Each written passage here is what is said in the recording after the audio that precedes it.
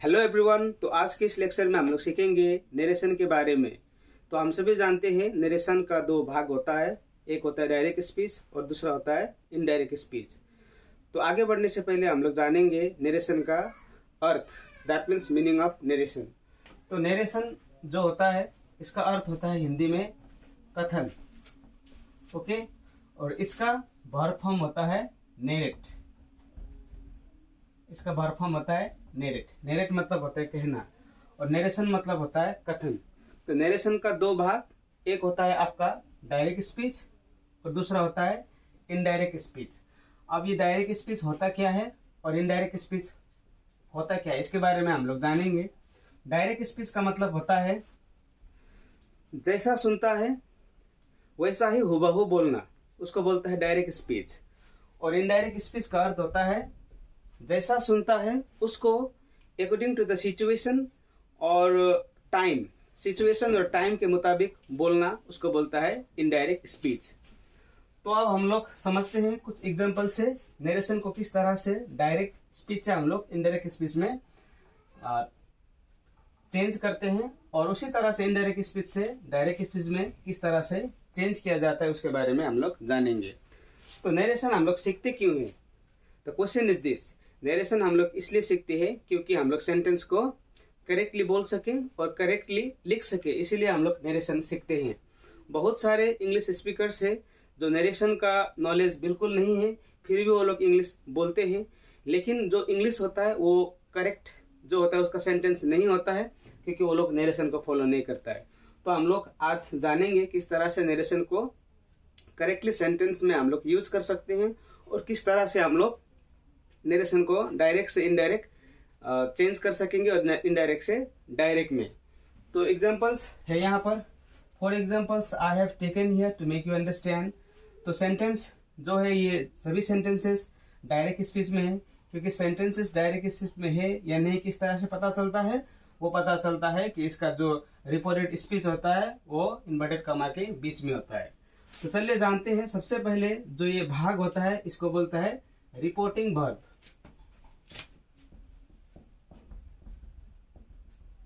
Reporting verb बोलता है और इस पार्ट को बोलता है रिपोर्टेड स्पीच। रिपोर्टेड स्पीच ये है रिपोर्टिंग वर्ब, ये है रिपोर्टेड स्पीच। इसका ये सेंटेंस का जो भाग है इसका नाम है।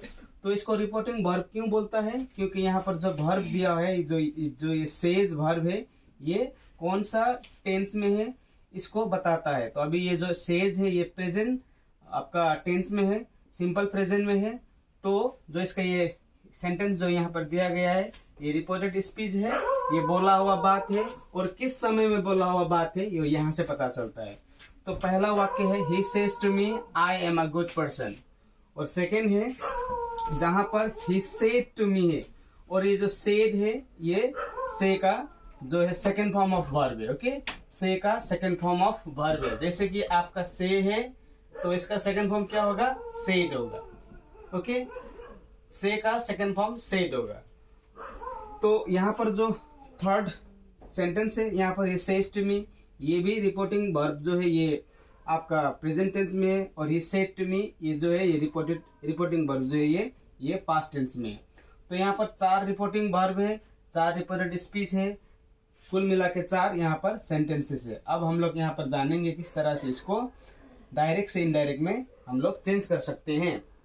तो जब भी हम लोगों को डायरेक्ट से इनडायरेक्ट में चेंज करना होता है तो हम लोगों को देखना होता है रिपोर्टिंग वर्ब कौन सा टेंस में है, उसके मुताबिक रिपोर्टेड स्पीच को चेंज किया जाता है, ओके। अगर रिपोर्टिंग वर्ब प्रेजेंट में है तो रिपोर्टेड स्पीच का जो टेंस है वो चेंज नहीं होगा। अगर रिपोर्टिंग वर्ब पास्ट में है तो अकॉर्डिंग टू द सिचुएशन और according to the tense, according to the sense हम लोग रिपोर्टेड स्पीच को इसके मुताबिक हम लोग परिवर्तन करते हैं। यह जरूरी नहीं है कि अगर रिपोर्टिंग वर्ब जो पास्ट में है तो रिपोर्टेड स्पीच भी पास्ट में चेंज होगा। बहुत सारे सेंटेंसेस है जो रिपोर्टिंग वर्ब पास्ट में होते हुए भी रिपोर्टेड स्पीच कभी चेंज नहीं होता है। उसके बारे में हम लोग अभी बाद में डिस्कस करेंगे। तो चलिए हम लोग अभी चेंज करते हैं रिपोर्टिंग जो वर्ब प्रेजेंट में है इसको हम लोग किस तरह से चेंज करते हैं। सबसे पहला इसका हम लोग बनाएंगे तो ही सेज टू मी, वह मुझे कहता है मैं एक अच्छा पर्सन हूँ, मैं एक अच्छा इंसान हूँ। यहाँ पर वह कहता है, तो इसका क्या होगा, इसका इनडायरेक्ट स्पीच में होगा ही tells me, he tells me that he is a good person, he is a good person।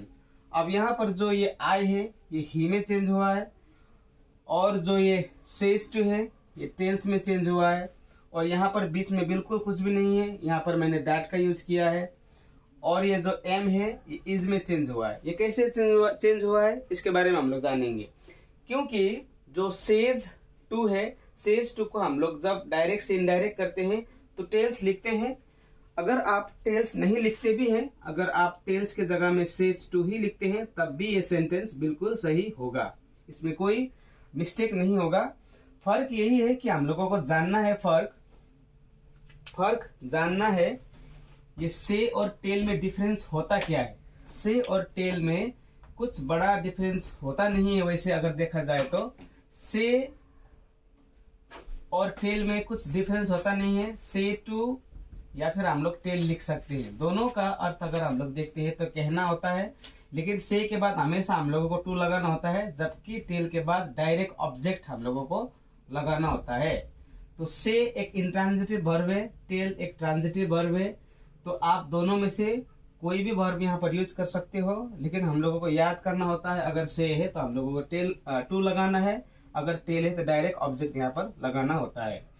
तो ये पहला वाक्य का जो इनडायरेक्ट स्पीच है इस तरह से हम लोगों ने किया। तो इनडायरेक्ट स्पीच को करते हुए सबसे पहले हम लोगों को सेंटेंस का मीनिंग समझना होता है। ये सेज टू मी, वह मुझे कहता है मैं एक अच्छा इंसान हूँ। तो वह मुझे कहता है मैं एक अच्छा इंसान हूँ, ये जो मैं है ये उसके लिए। और इसका जो इनडायरेक्ट स्पीच में अगर हम लोग correctly in a correct form अगर हम लोग बोलते हैं तो इसका क्या होगा, He says to me that he is a good person। वह मुझे कहता है कि वह एक अच्छा इंसान है।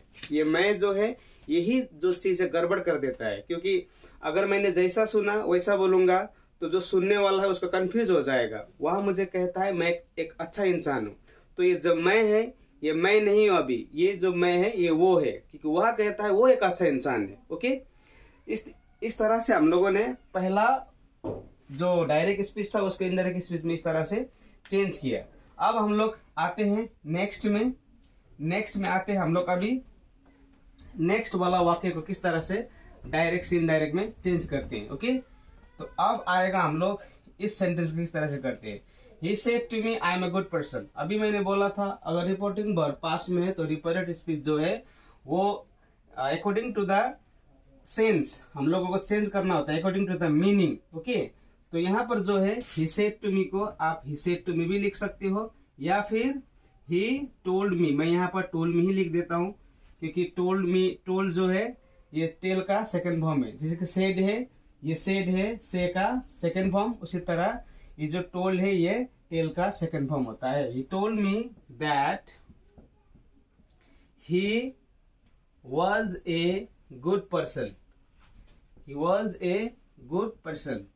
अब यहाँ पर was में चेंज हुआ है, क्यों चेंज हुआ है, क्योंकि जो रिपोर्टिंग वर्ब है ये पास्ट में है, तो रिपोर्टेड स्पीच जो है ये एम जो है अभी इस वक्त यहाँ पर हम लोगों को was में चेंज करना होता है, क्योंकि ही के साथ was लगाना होता है।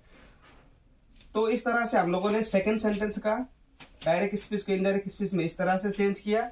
ओके, अगर आप यहाँ पर ही was के जगह में ही इज लिखते हो तो वो भी सही हो सकता है, लेकिन उसके लिए जो सेंटेंस का जो मीनिंग और सेंस बैठना पड़ता है।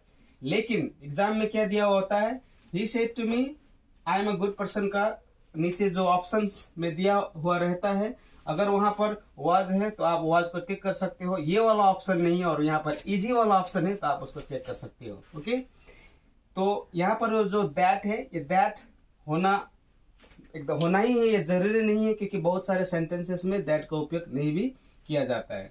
तो हम लोगों ने किया नंबर 2 का डायरेक्ट से इनडायरेक्ट। अब हम लोग करेंगे तीसरा वाला वाक्य का डायरेक्ट से इनडायरेक्ट। अब यहाँ पर हम लोग देखते हैं he says to me I was a good person. अब यहाँ पर क्या है, ठीक उल्टा है, रिपोर्टिंग वर्ब प्रेजेंट में है और रिपोर्टेड स्पीच पास्ट में है। तो ऐसा वाला केस में क्या होगा, रिपोर्टिंग वर्ब अगर प्रेजेंट में है तो रिपोर्टेड स्पीच का जो टेंस है वो वही रहेगा, बिल्कुल चेंज नहीं होगा। ओके, अगर ये रिपोर्टिंग वर्ब फ्यूचर और प्रेजेंट में है तो रिपोर्टेड स्पीच जो है ये बिल्कुल चेंज नहीं होगा। टेंस जो इसका टेंस है वो बिल्कुल चेंज नहीं होगा, जैसा है वैसा ही रहेगा। लेकिन जो प्रोनाउंस है वो चेंज हो सकता है, अगर सेंटेंस के मुताबिक उसको चेंज करना पड़ता है तो करना ही होता है। ओके, तो ही, अब सेज टू मी की जगह हम लोग क्या लगाते हैं, tells. He tells me that he was a good person. तो यहाँ पर जो टेल्स मैंने यहाँ पर बैठाया, क्यों टेल्स बैठाया, क्योंकि ही सिंगुलर है इसीलिए इसमें भी टेल्स लगाना होता है। यहाँ पर टेल बिल्कुल नहीं होगा। टेल कब बैठेगा, टेल्स कब बैठेगा, वो number according to the number of subject के जो नंबर के मुताबिक हम लोगों को वर्ब का जो नंबर है वो चेंज करना होता है। अगर वर्ब में एस लगता है तो वो हमेशा सिंगुलर वर्ब होता है, अगर एस नहीं लगता है तो हमेशा प्लूरल वर्ब होता है। तो ध्यान रखना है, अगर रिपोर्टिंग वर्ब प्रेजेंट में और पास्ट फ्यूचर में है तो रिपोर्टेड स्पीच का जो टेंस है वो बिल्कुल चेंज नहीं होगा। तो हम लोगों ने किया नंबर 3 का जो डायरेक्ट सेंटेंस था, डायरेक्ट स्पीच का इनडायरेक्ट में किया। अब हम लोग करेंगे नंबर 4 वाला। नंबर 4 में क्या है, he said to me I was a good person. अब यहाँ पर क्या है, जो ही सेड टू मी है ये रिपोर्टिंग वर्ब पास्ट में है और रिपोर्टेड स्पीच भी पास्ट में है। तो जब रिपोर्टिंग वर्ब पास्ट में होता है और रिपोर्टेड स्पीच भी पास्ट में होता है तो उसका पास्ट का भी पास्ट में चेंज करना होता है। अब पास्ट का भी पास्ट कैसा होता है, अगर पास्ट सिंपल है तो पास्ट सिंपल का क्या होगा, पास्ट परफेक्ट होगा। पास्ट सिंपल का जो पास्ट होता है वो होता है पास्ट परफेक्ट, जिसको बोलते हैं बैक शिफ्टिंग। ओके, जिसको बोलता है बैक शिफ्टिंग। तो इसका क्या होगा, इसका he told me. Okay, he told me that. अब आई किसके लिए, ही के लिए, तो यहाँ पर ही होगा और वाज जो है ये चेंज होगा आपका हैड बीन में। He had been a good person, he had been a good person.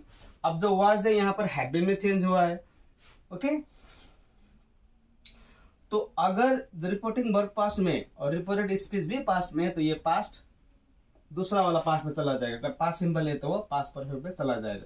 तो इस तरह से हम लोगों ने सीखा किस तरह से एम वाज में चेंज हो रहा है, किस तरह से एम इज में चेंज हो रहा है और किस तरह से वाज हैड बीन में चेंज हो रहा है। वो रिपोर्टिंग वर्ब को देखकर रिपोर्टेड स्पीच का जो चेंजेस से हम लोग कर रहे हैं। सबसे पहले हम लोगों को सेंस समझना होता है।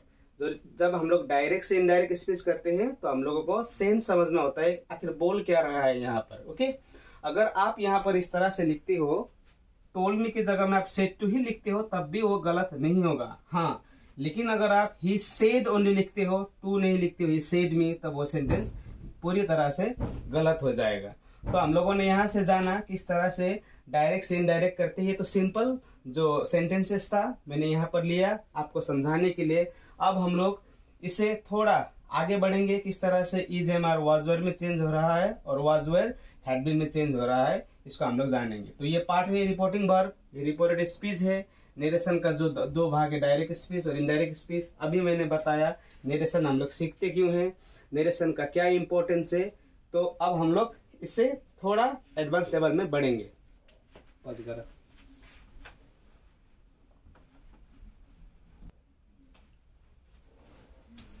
तो यहाँ पर जितने भी ऑक्सिलरी वर्ब्स दिए हुए हैं डायरेक्ट स्पीच का, ये ऑक्सिलरी वर्ब्स जब भी हम लोगों को डायरेक्ट से इनडायरेक्ट स्पीच में चेंज करना होता है तो इस तरह से हम लोग चेंज कर सकते हैं। इज एम आर को हम लोग लिख सकते हैं वाज वर्ड में। उसी तरह डू डज या फिर वर्ब का फर्स्ट फॉर्म, वर्ब का फर्स्ट फॉर्म बोलने से यहाँ पर होता है जैसे कि ईट और ईट्स, ये दोनों वर्ब का फर्स्ट फॉर्म है। इसको कोई कोई वर्ब का फिफ्थ फॉर्म मानते हैं लेकिन फिफ्थ फॉर्म ये होता नहीं है, ये सिंगुलर है तो ये प्लूरल है। ओके, तो जब भी डू डज और वर्ब का फर्स्ट फॉर्म जैसे कि ईट और ईट्स है और इस तरह का सेंटेंसेस हम लोगों को देखने को मिलता है डायरेक्ट स्पीच में, तो इसको अगर हम लोग इनडायरेक्ट स्पीच में चेंज करेंगे तो डीड या फिर वर्ब का सेकंड फॉर्म हम लोगों को लगाना होता है। डू डज है तो इसका सेकंड फॉर्म डीड है, ईट ईट्स है तो इसका सेकंड फॉर्म क्या हो जाएगा, एट। ओके, और हैज हैव या फिर डीड या फिर वर्ब का सेकंड फॉर्म, इस तरह का हम लोगों को डायरेक्ट स्पीच में, रिपोर्टेड स्पीच में हम लोगों को देखते हैं तो हम लोग उसको क्या में चेंज करते हैं, हेड में। ओके, और वाज वेयर है तो उसको चेंज करते हैं हम लोग हैड बीन में। विल से है तो इसका चेंज होता है वुड और शुड में। मे और कैन है तो इसका चेंज हो जाता है मे का माइट, कैन का कुड। और शुड, कुड, वुड जो है ये मॉडल्स जो है इसको हम लोग जैसे हैं वैसे ही रखते हैं, शुड, कुड, वुड ही बैठेगा। इसके सिवाय वुड रादर, वुड सुनर, हैड बेटर, इस तरह का हम लोग को देखने को मिलता है डायरेक्ट स्पीच में, तो उसका भी सेम ही रहेगा। अगर वुड रादर है तो वुड रादर ही बैठेगा, वुड सुनर है तो वुड सुनर ही बैठेगा।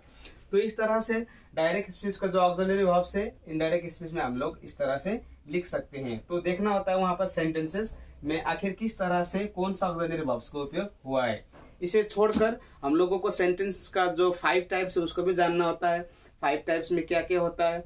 और उसको छोड़कर फिर और कुछ चीजें हैं जो नरेशन हम लोगों को ध्यान में रखना होता है, उस पर भी हम लोग डिस्कस करेंगे। लेकिन आज का इस लेक्चर में इतना ही हम लोग डिस्कस करेंगे। इसका जो आगे का जो इसका जो चैप्टर है, आगे का जो इसका जो पॉइंट है हम लोग नेक्स्ट लेक्चर में डिस्कस करेंगे। तो आज के लिए इतना ही, मिलते हैं नेक्स्ट लेक्चर पर। Thank you very much.